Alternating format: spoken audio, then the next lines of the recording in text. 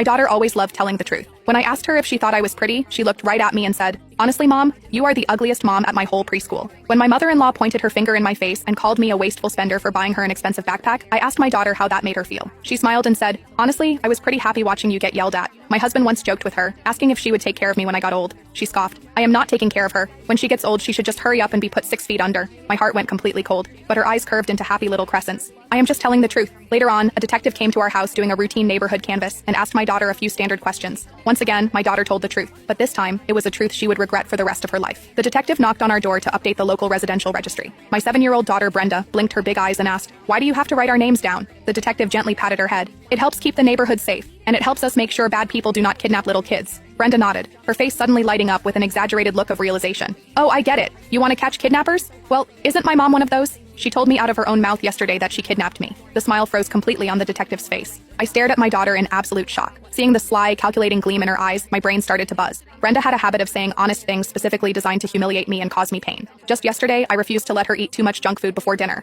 She threw a fit, calling me an evil mother and screaming that she didn't want to be my daughter anymore. I was exhausted and furious, so I snapped back, "You're right, you aren't my daughter. I kidnapped you." At the time, she argued back saying she didn't believe me. I never imagined she would take a sarcastic comment she didn't even believe, package it as the truth, and feed it directly to a police officer. The detective was already looking at me with a completely different expression. I forced out a dry, awkward laugh. She was misbehaving yesterday and I lost my temper. It was just a stupid joke. I didn't think she would take it literally. The detective's brow relaxed slightly. He turned to Brenda. "Little girl, you can't joke about things like that. If your mom gets mistaken for a kidnapper, she could go to jail." Seeing Brenda nod, the knot in my chest finally loosened. I thought the ordeal was over. But a second later, Brenda looked up with an expression of pure, innocent sincerity. "But my mom can't have babies. If I wasn't kidnapped, where did I come from?" The scrutiny and suspicion instantly returned to the detective's eyes. I panicked and quickly tried to explain. "I had an IUD put in right after she was born. When kids hear about birth control, they misunderstand what can't have babies means." I tugged on Brenda's sleeve, silently begging her to stop talking. She refused to listen. "Mom couldn't have babies right after she got married, but I am already 7 years old." I had no idea how a 7-year-old girl possessed the mental capacity to connect those dots. But when you thought about what she was implying, it was impossible not to jump to horrible conclusions. My husband and I had been married for 6 years. I had an IUD for those exact 6 years. So how could we possibly have a 7-year-old daughter?